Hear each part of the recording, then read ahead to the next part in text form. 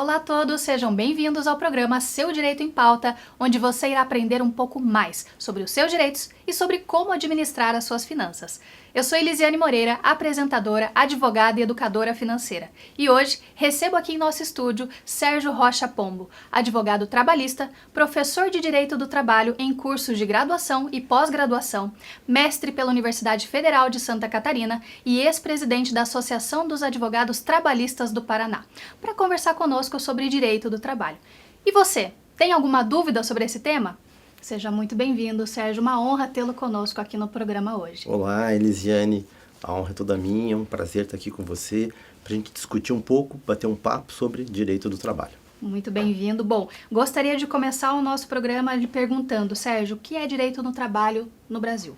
O direito do trabalho hoje, ele é fundamental, né? Nós temos um país de dimensões gigantes, uma população de mais de 200 milhões, e o direito do trabalho é o que organiza tudo isso, né? É o que permeia tudo isso. A produção do país, ele advém do direito do trabalho. Se não houver regra trabalhista, não há país.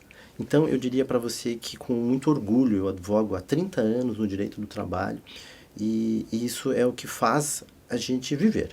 Acordar todos os dias, ter os nossos compromissos, nossas obrigações, pagar as nossas contas, tudo isso permeado pelo direito do trabalho. Perfeito. Quais são os principais direitos trabalhistas garantidos por lei no Brasil que você destacaria para a gente? Olha, nós temos hoje a Constituição Federal e principalmente a CLT, que é a Consolidação das Leis do Trabalho, que traz todo o arcabouço jurídico. O que significa isso? Os direitos que tratam de férias, de jornada de trabalho, de justa causa, das obrigações do empregador para com o empregado e do empregado para com o empregador, formas de remuneração, tudo isso está previsto na nossa legislação. Então, eu diria que o direito do trabalho é muito amplo, mas muito amplo. Mas eu destacaria esses principais pontos. Perfeito. Sérgio, como a legislação aborda a jornada de trabalho e a questão de horas extras, que eu creio que seja do interesse aí do telespectador? Quais são os limites e as regras aplicáveis ao trabalhador? Perfeito. Essa pergunta eu diria que é a mais importante aí de todas. Porque a jornada de trabalho é onde estabelece os limites do trabalho de cada trabalhador. Seja homem, seja mulher, seja menor. A jornada de trabalho, ela tem um duplo efeito. O efeito de fazer com que o empregado cumpra as expectativas do empregador, mas também ela tem um limite no que diz respeito à segurança e medicina do trabalho. Elisiane, se nós tivermos um profissional que trabalha além do limite da exaustão, nós teremos um acidente de trabalho. Sim. Nós teremos um empregado doente. Nós teremos alguém que está sujeito a cometer falhas. Então, esse ponto ele é fundamental. O limite hoje estabelecido por lei é de 8 horas diárias e 44 horas semanais. Então, nós teríamos aí uma jornada de 44 horas semanais, vamos imaginar 8 horas de segunda a sexta-feira, 4 horas no sábado. A lei permite também que o trabalhador tenha compensação de horas. Ele pode, eventualmente, trabalhar um pouquinho mais além das 8 para compensar uma folga no sábado. Outra questão da jornada seria o descanso semanal remunerado. Nenhum trabalhador pode trabalhar sem descanso. Então, a cada 6 dias trabalhados, o empregado tem que ter um dia inteiro de folga, 24 horas de folga. E dentro da jornada de trabalho, nós teríamos então um intervalo, que tem que ser de no mínimo 1 hora e no máximo 2 horas. Perfeito, pontos extremamente importantes aqui para o trabalhador. Agora, em relação ao vínculo desse trabalhador, o vínculo empregatício, em que situações um trabalhador pode ser considerado como funcionário terceirizado?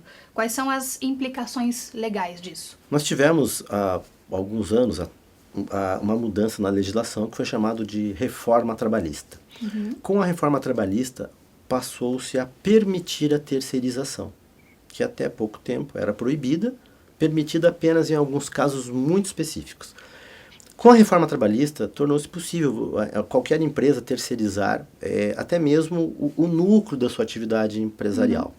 Então, essa terceirização ela pode ser feita, hoje ela está mais abrangente. Entretanto, é muito importante que a gente diga, inclusive para você, empregador que está nos assistindo, você não pode terceirizar alguém que tenha características de empregado. Então, aquele que recebe ordens, aquele que tem horário para cumprir, aquele que tem uma atividade que é inerente à execução do núcleo da atividade empresarial, essa terceirização ela provavelmente não vai dar certo, porque ele tem muita característica de empregado. Sim. E aqui, quando a gente fala em terceirização, nós estamos pensando não só em contratar uma outra empresa terceirizada para prestar um serviço, mas também a chamada pejotização, que é quando a empresa diz assim, olha, Elisiane, você vai deixar de ser empregada com carteira assinada, você vai abrir uma microempresa e vai prestar serviços para mim. Sim. Isso pode? Pode, se você não tiver as mesmas características de um empregado. Perfeito, perfeito. Como funciona, ainda falando desse vínculo empregatício, como funciona a rescisão contratual e quais são os direitos do empregado nesse processo? É uma resposta bem abrangente, eu vou tentar resumir por conta do nosso tempo, em homenagem aí aos nossos telespectadores. A rescisão de contrato, ela se divide em várias modalidades. Então, primeiro a gente tem que ver quando o empregador não quer mais a continuidade do vínculo e quando o empregado não quer mais trabalhar para essa empresa. Então, quando o empregado não deseja mais trabalhar, ele tem que romper esse vínculo, que é o que a gente chama de pedido de demissão. Certo. Ele vai lá e diz, eu não quero mais trabalhar nessa empresa porque eu arranjei outro emprego e vou deixar de trabalhar aqui. A partir do momento que ele rompe o contrato por sua própria iniciativa, as verbas rescisórias dele vão ser bem menores. Ele vai receber lá o saldo de salários daquele mês, ele vai receber férias proporcionais ao período trabalhado, o 13º proporcional e acabou. Agora, se o rompimento vem por parte da empresa, a empresa que diz, a partir de agora eu não quero mais você, eu estou te demitindo, aí a remuneração do empregado passa a ser muito mais elevada. Ele vai receber de verbas rescisórias o aviso prévio, de no mínimo 30 dias, as férias e o 13º de forma indenizada, vai receber 1/12 a mais para cada mês trabalhado por conta do aviso prévio, ele vai receber uma multa sobre o valor que ele tem depositado no fundo de garantia de 40%, ele vai sacar todo o dinheiro que ele tem no fundo de garantia referente ao vínculo com aquela empresa e ainda vai ter direito a receber o seguro-desemprego. Então veja como faz muita diferença entre o empregado pedir demissão e o empregado ser demitido. Por fim, ainda dentro do meu objetivo de resumir um tema tão abrangente, nós teríamos a demissão por justa causa, que é quando o empregado comete uma das faltas previstas em lei que caracteriza a demissão por justa causa. Nesse caso, vai ser uma tragédia na vida do empregado, porque ele não vai receber praticamente nada. Saldo de salários e, se tiver uma férias vencidas, ele recebe. Não tem seguro-desemprego, não tem fundo de garantia, não tem férias, 13º, nada. Então, se o empregado cometer uma daquelas falhas que seriam desonestidade, não cumprir as obrigações do contrato, abandono de emprego, enfim, são muitas hipóteses, podemos até discutir se você achar Sim, oportuno, eu acho que né? é um tema interessante para a gente saber Isso. o que se enquadra na questão de justa causa. Realmente, acho que se o Sérgio puder aprofundar para a gente, creio que o telespectador tem interesse em saber sim. É um tema importante. Ótimo. A justa causa ocorre quando o empregado descumpre o que foi combinado com ele. Né? Então, nós temos o ato de improbidade, que significa quando o empregado age de forma desonesta, né? Desvia dinheiro, desvia equipamentos, faz alguma coisa que não é considerado honesto. A incontinência de conduta ou mau procedimento, que é quando o empregado age dentro de uma falsa moral, né? Então, aquele desvio moral sexual, que é a incontinência de conduta, né? Quando eventualmente o empregado assedia sexualmente uma colega de trabalho, né? Ou quando ele falta com conteúdo moral, a embriaguez em serviço, né? O empregado vem trabalhar alcoolizado e pode gerar até problema com relação a outros empregados. Quando o empregado traz atos nós chamamos de desídia, ele descumpre as regras do contrato, né? Ele chega atrasado, ele falta, ele não dá justificativa para sua falta, ele faz um trabalho pela metade. práticas de jogos de azar dentro do ambiente de trabalho, quando o empregado agride fisicamente ou moralmente um colega de trabalho ou o seu próprio empregador, e por aí vai. É muita coisa, envolve até atos de terrorismo, né? Coisas que é raro de acontecer, mas em rápidas palavras é mais ou menos essas as hipóteses da justa causa. Perfeito. E ao longo dessa resposta, o Sérgio comentou pra gente sobre essa questão de assédio moral, né, ou assédio sexual. O que caracteriza, Sérgio, assédio moral no ambiente de trabalho e quais são os recursos legais disponíveis para as vítimas? Lisiane, eu diria para você que hoje o tema mais atual em direito do trabalho é esse. Perfeito. Sua pergunta é muito oportuna. Quando eu digo hoje, é hoje, 2023, início de 2024, legislação bombando, me permita essa expressão, claro, né? Bombando a respeito disso. Nós temos uma preocupação intensa em relação ao meio ambiente de trabalho. Acabou aquela época em que o empregado era humilhado, era constrangido, era explorado, bullying, né? As mulheres, principalmente vítimas do assédio sexual, que não tem, né? Problema de depressão, alcoolismo e coisas que levavam até ao suicídio. Sim. A legislação hoje e a justiça está muito focada nessa questão. O que vem a ser o assédio moral? O assédio moral é quando a empresa acaba abusando da forma de se relacionar com o trabalhador. Seja exigindo o cumprimento da obrigação contratual de forma grosseira, de forma agressiva, de forma humilhante. Aqui eu faço uma ressalva, até o empregador que está me ouvindo. Você tem o direito de exigir do trabalhador que ele cumpra a obrigação do contrato. Você paga o salário, tem direito de exigir. Mas a forma de exigir é que está. Sim. Você não pode humilhar o empregado, constranger, aquelas dinâmicas, não sei se você acompanhou na televisão durante muito tempo, aquelas dinâmicas, olha, vamos ver qual é o vendedor que se sai melhor, né? E aquele que se saía pior, ele tinha que pagar alguma tarefa, como um castigo. Essas listas, Sérgio, essas listas de ranking de vendedores, quando cabe, perfeito, configura assédio moral também. Configura assédio moral, exatamente, onde você expõe lá o melhor colocado e o último colocado em letra vermelha. Isso é uma característica da evidência do assédio moral. Nós temos também o assédio quando a empresa muitas vezes quer fazer com que o empregado se sinta constrangido para pedir demissão. Então a empresa não está feliz com o empregado, mas não quer pagar a demissão sem justa causa, que nós acabamos de dizer que ela é cara. Sim. Né? E aí ela faz com que o empregado se sinta humilhado, ofendido, constrangido para fazê-lo pedir demissão. Entendi. Muitos esclarecimentos hoje. Olha, a nossa conversa está realmente muito boa, repleta de informações extremamente importantes e atuais. A repórter Isabelle Almeida, ela conversou, foi até as ruas e conversou com algumas pessoas sobre as principais dúvidas que surgem quando o assunto é direito do trabalho. É no próximo bloco, o programa Seu Direito em Pauta já volta.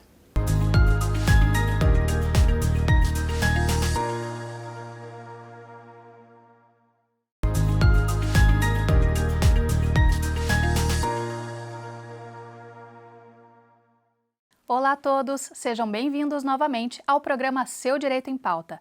A conversa de hoje é com o advogado Sérgio Rocha Pombo sobre direito do trabalho. Por isso, agora, eu converso com a nossa repórter Isabelle Almeida.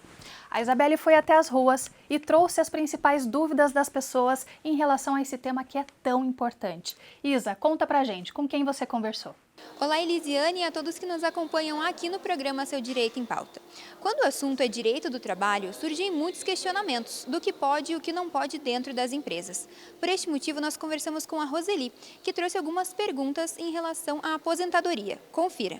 Hoje eu tenho 52 anos, tenho 28 anos de contribuição e eu gostaria de saber quanto tempo falta para eu me aposentar, o quanto eu deveria contribuir para ter um valor maior de aposentadoria e também como eu faço isso. Muito obrigada, Isabelle, pelas informações. Sérgio, como que a gente pode responder, esclarecer essa dúvida da Roseli? Roseli, obrigado pela pergunta. A questão da aposentadoria ela é bastante complexa e pela análise do que você falou, pelo período que você trabalhou, a gente precisa avaliar a tua profissão, porque dependendo da profissão que você ocupa, já muda a contagem do tempo de serviço. Professor, por exemplo. Verificar fatores adicionais ao contrato. Insalubridade, periculosidade, que também gera uma aposentadoria especial. Então, considerando todas essas peculiaridades, vai um conselho para você. Você vai ter que entrar no site do Gov, www.gov.br, você monta um cadastro e ali você vai fazer uma simulação na Previdência Social. Você vai colocar o teu tempo de serviço, quanto que você ganha. A própria Previdência ela já puxa todas as últimas contribuições que você fez e você, naquele mesmo espaço do site, você já vai ter uma ideia do tempo para se aposentar e quanto você vai ganhar. E a partir dali você calcula se você quer trabalhar mais tempo e receber uma aposentadoria maior ou se você quer se aposentar com um período menor e receber um valor financeiro mais baixo. Muito obrigado pela pergunta, realmente é muito pertinente e é a dúvida de muitas pessoas hoje em dia. Muito bom, realmente o direito do trabalho é extremamente amplo e ele versa sobre direitos e obrigações. Falando agora sobre as obrigações do empregador, quais são essas obrigações em relação à segurança e saúde no trabalho, Sérgio? Elisiane, esse é outro ponto também que está muito em alta, e isso não é só um movimento no Brasil, é um movimento mundial, da estratégia de fornecer às empresas elementos para que elas cumpram todas as normas regulamentadoras, é assim que chama, normas regulamentadoras a respeito de segurança no trabalho. Então, hoje, toda empresa ela é obrigada e duramente fiscalizada em relação às normas de segurança do trabalho. Então, o ambiente de trabalho onde tem construção civil tem regras muito rígidas em relação a isso. Quem trabalha com máquinas e equipamentos, regras muito rígidas em relação a isso. Então, hoje, o empregador ele é obrigado a cumprir essas regras. Todo empregado que entra na empresa ele é obrigado a fazer um exame médico. Perfeito. Desse exame médico vai sair um atestado de saúde ocupacional, dizendo como que o empregado está. Quando o empregado sai da empresa, ele faz um outro exame, que é o outro exame demissional. A partir daí você vai verificar. Imagine que o empregado entrou saudável na empresa e dali 5 anos ele sai com um problema auditivo, com um problema de lesão por esforço repetitivo, com um problema, às vezes, depressão. Isso provavelmente ocorreu ao longo do contrato de trabalho. E aí esse trabalhador ele pode até buscar na justiça uma indenização. Perfeito. Olha, eu entrei bem, saí doente, eu quero uma indenização por dano moral, por dano estético, por conta de ele perder a capacidade laborativa, ele não pode mais trabalhar naquele emprego porque ele perdeu o movimento das mãos, das pernas, etc. Então, esse é um ponto muito importante. Eu diria hoje que se o empregador tem que se preocupar com alguma coisa que é mais relevante na sua atividade, é o cumprimento das normas regulamentadoras de segurança e medicina do trabalho. Perfeito. Nós falamos no primeiro bloco em relação à forma que se dá a rescisão contratual, né? Sobre esse tema, voltando, como a legislação trata a questão do aviso prévio? Quais são os prazos, condições, quais são as responsabilidades do empregador em relação a isso? Aqui eu vou dar uma resposta um pouco mais abrangente do que você perguntou, porque você fala do empregador em relação ao aviso prévio, né? Sim. Mas também é uma obrigação do empregado. Então é uma via de duas mãos. Muito bom. Quando o empregado deseja se afastar do emprego, ele tem que dar o aviso prévio de 30 dias. Perfeito. Puxa, mas eu acabei de receber uma proposta de emprego, tenho que começar na segunda-feira a trabalhar, hoje é sexta, como que eu faço com o aviso prévio? Olha, se você é o trabalhador e você não pode dar o aviso prévio, a empresa vai descontar de você o valor equivalente a 30 dias de trabalho.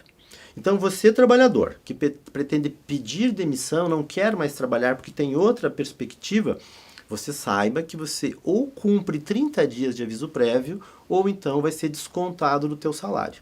Se você for um empregado querido, bonzinho, fez muito bem o seu trabalho durante o vínculo, você vai lá e pede para o teu patrão, olha, não desconta meu aviso prévio, eu vou precisar desse dinheiro. O empregador, Elisiane, ele tem o direito de não descontar. Perfeito. É um direito dele descontar, mas se ele não quiser, ele não desconta. Então, isso acredito que seja uma novidade para muitos que estão nos assistindo. Isso, então, é bom você negociar, é bom você negociar com o teu empregador. Já em relação ao empregador que demite o empregado, aí a regra muda. Aí ele é obrigado ou a conceder 30 dias de aviso prévio para que esse empregado vá procurar, né, uma nova colocação Atividade. profissional. E aqui é importante, pessoal, prestem bem atenção no que eu vou dizer. Se você for demitido, a empresa vai te dar 30 dias de aviso prévio e você vai ter o direito de sair 2 horas mais cedo para procurar um emprego ou 7 dias corridos. Então, nesse período é o período que você tem para achar emprego. Cuidado, porque tem muito empregador que não conta isso e o empregado acaba fazendo a mesma jornada, né? Por fim, dizer que a lei determina que o empregado que é demitido, ele vai receber 30 dias de aviso prévio e mais 3 dias a cada ano trabalhado, totalizando então 90 dias. Isso para o empregador é complicado. Mais uma questão importante para a gente tratar aí de um direito social.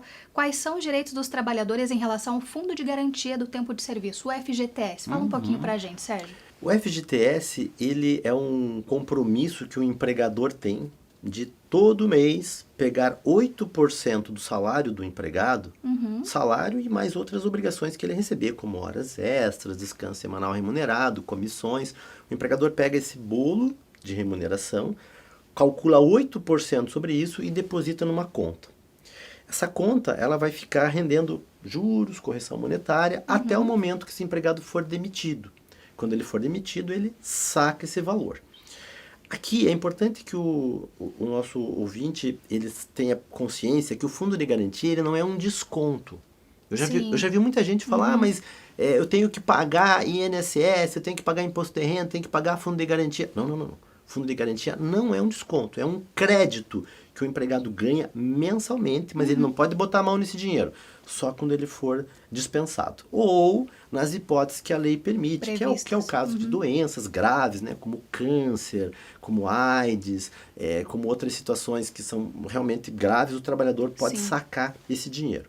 Ou em caso de aposentadoria, onde ele, concluindo todo o seu período laboral, ele concede a aposentadoria para ele, ele pega essa carta de concessão do benefício e pode sacar tudo que ele recebeu de fundo de garantia durante a vida inteira.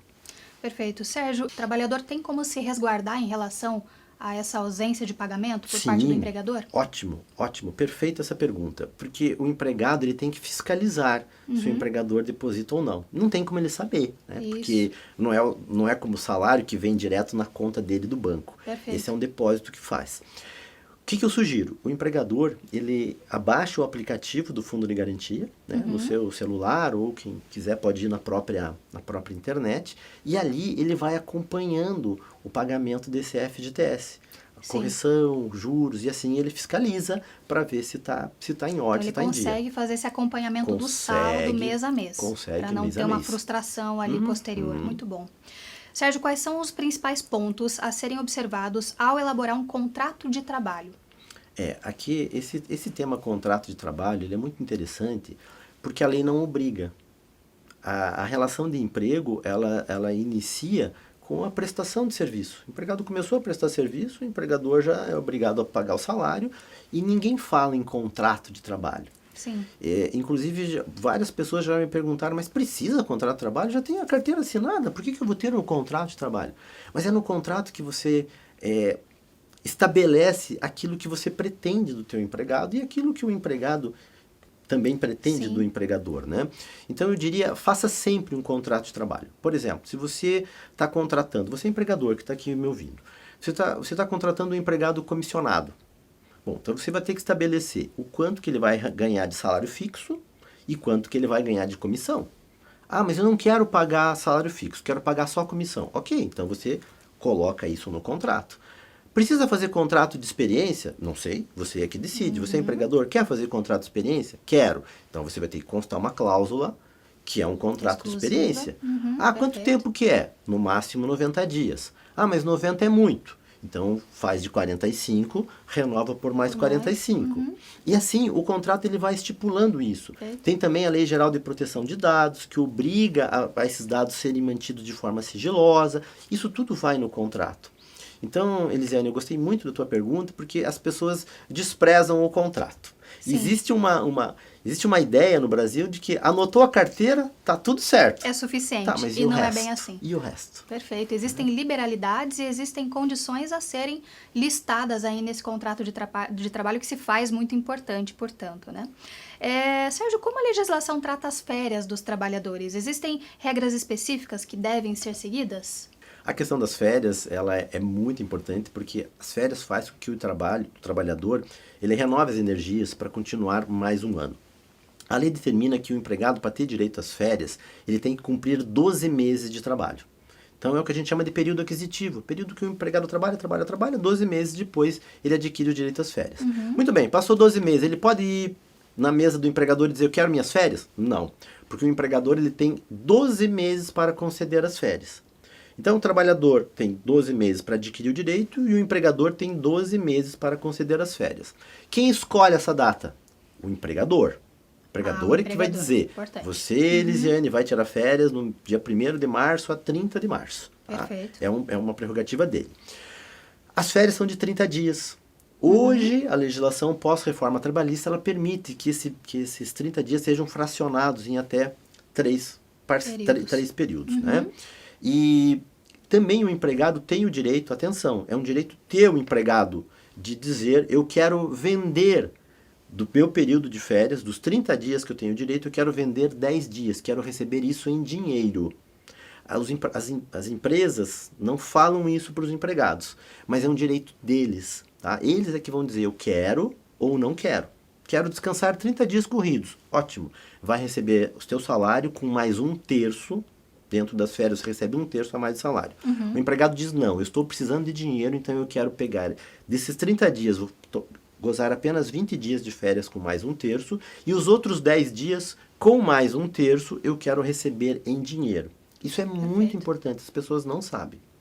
Para finalizar o tema férias, que é gigante, eu tenho que dizer para os trabalhadores que me ouvem aqui que a quantidade de faltas elas vão interferir no gozo das férias. Perfeito. Então, se você tiver até 5 faltas no teu período de aquisitivo, você vai gozar 30 dias de férias. Se você tiver 6 faltas, você já não vai gozar 30 dias. Você vai gozar 24, 18, 12 e até mesmo pode não gozar nada de férias se você tiver mais de 32 faltas sem justificativa.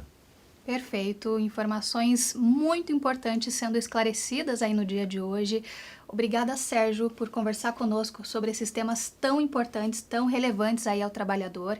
Quero agradecer também aos nossos apoiadores Off Home Design com esse mobiliário maravilhoso e a MB at Home Decorações com a delicadeza desses objetos de decoração. Sem o apoio dessas empresas, esse programa não seria possível.